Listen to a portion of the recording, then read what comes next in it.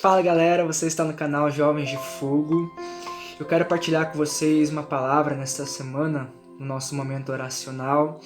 Essa palavra tem como tema arrependimento.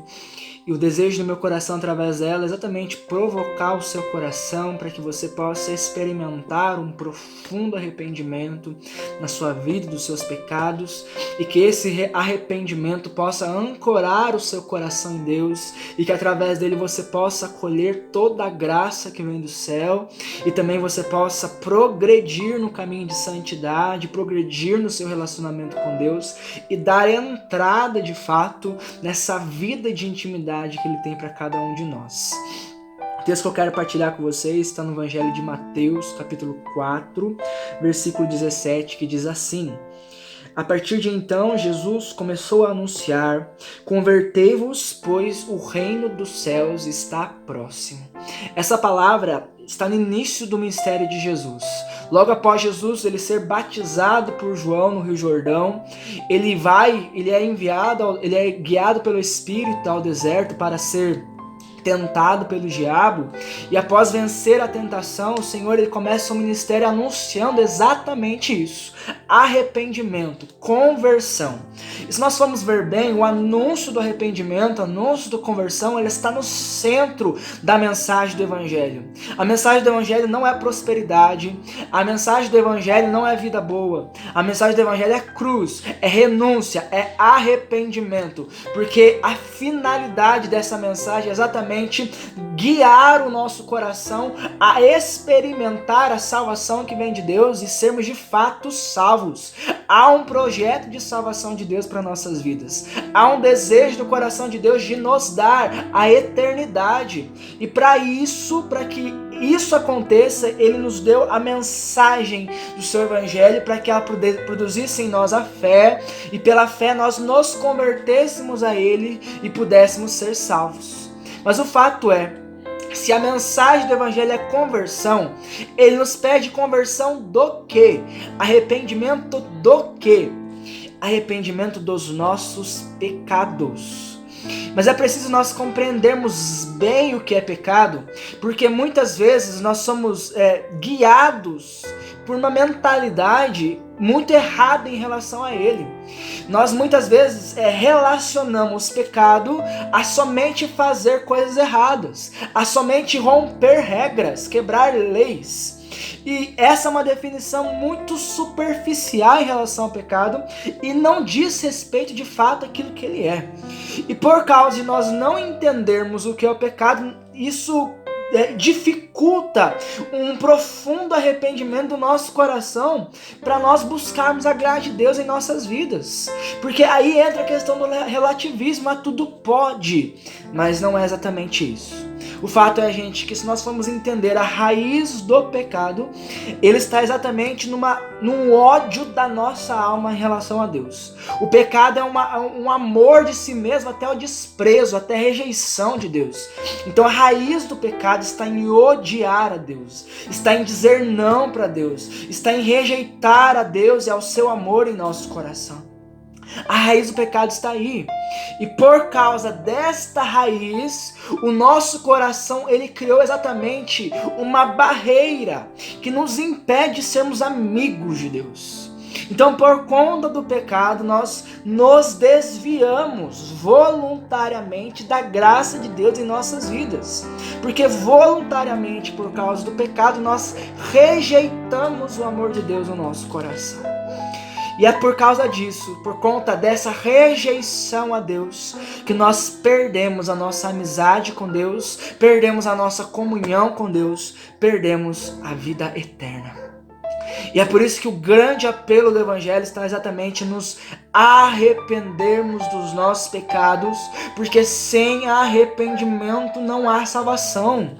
Jesus ele teve que vir morrer na cruz por causa dos nossos pecados para nos dar a graça e salvação, mas ele não pode nos obrigar a sermos salvos. Ele abriu sim para nós as portas do céu, as portas do céu foram abertas, ele nos deu acesso à eternidade, mas há uma condição, é crer nele e nos arrepender.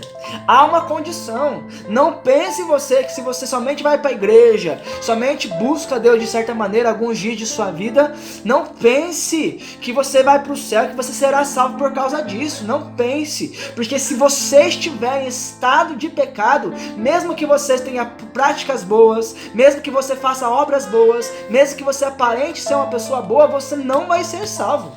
Você não vai para o céu. Nós não vamos se nós praticarmos essas obras, mesmo praticando essas obras, se estivermos em estado de pecado.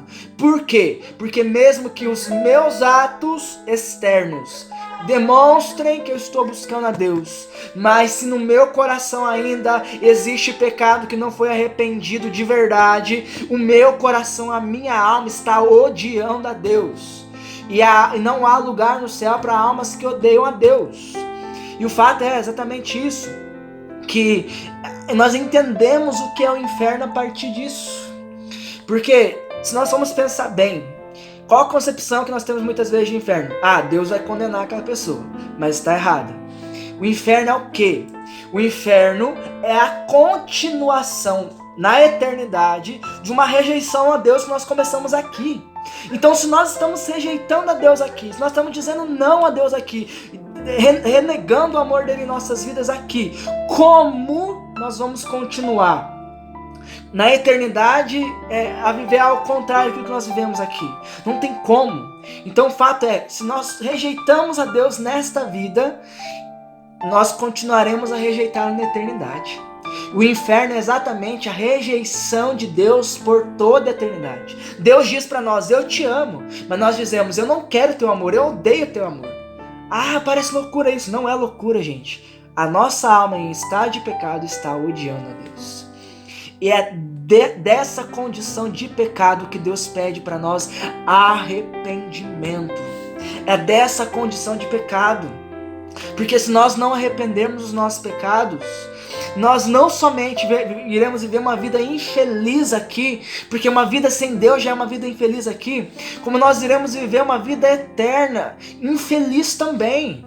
Infeliz por não termos a Deus, infeliz por termos rejeitado a Deus em nosso coração e por termos nos apegado às nossas próprias vontades.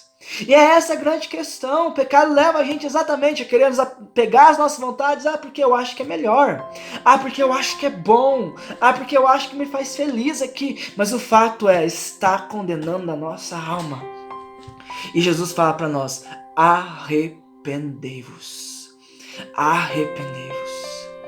Deus, ele derramou uma graça abundante sobre a história humana quando enviou o seu Filho. Não havia meio de nós sermos salvos. Mas Deus nos amou tanto, Deus amou tanto o mundo que deu seu Filho único para que todo que nele crer não pereça, mas tenha vida eterna. Deus tem a vida eterna reservada para você. Deus tem uma vida eterna preparada para nós no céu. A glória de Deus está preparada para nós. Nós não podemos ser tolos e nos apegar a este mundo, nos apegar aos prazeres deste mundo e acharmos que está tudo bem, se nós estivermos perdendo aquilo que de melhor Ele tem na eternidade para nós. Então eu quero te dizer, meu irmão e minha irmã, Deus tem uma obra de salvação para a tua vida. Deus tem uma obra de conversão para a tua vida. Mas você precisa arrepender dos seus pecados. E esse arrependimento, ele é algo acima de tudo. Esse arrependimento significa o firme propósito de não pecar mais.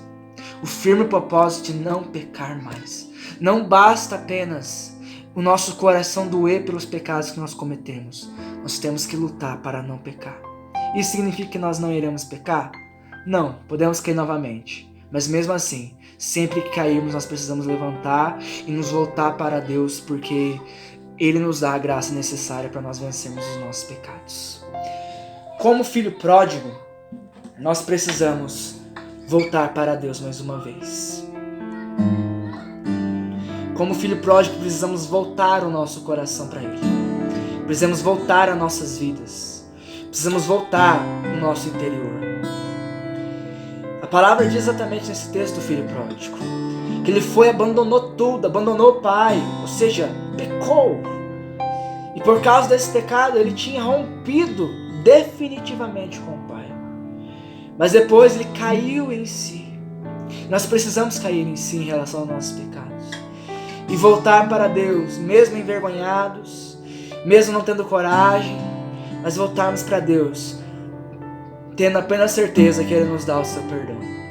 Mesmo que você se considere o maior dos pecadores, mesmo que você se considere indigno da graça de Deus, eu quero te dizer, Deus deu seu Filho na cruz para morrer pelos meus e pelos teus pecados. Então não ache que o seu pecado é demais. Não ache que o seu pecado é grande demais. Ele não é maior do que o sacrifício de Cristo na cruz. Ele não é maior do que o perdão de Cristo na cruz. Não ache que ele é maior. Não considere o sacrifício de Cristo em vão. Ele deu o seu Filho. Deus deu o seu Filho para que nós pudéssemos ser salvos.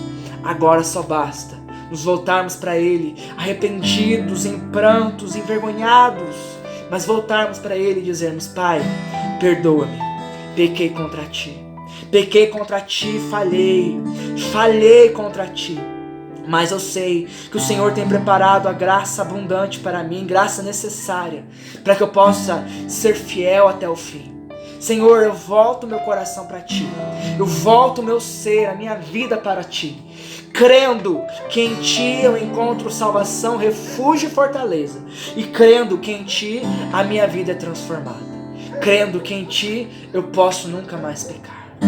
Senhor, te peço agora nesse instante, que o Senhor conceda a graça do arrependimento a todos aqueles que estão acompanhando essa palavra, que todos eles possam de fato arrepender-se sinceramente dos seus pecados e se voltar para Ti, desejando viver uma vida nova, uma vida de amizade contigo.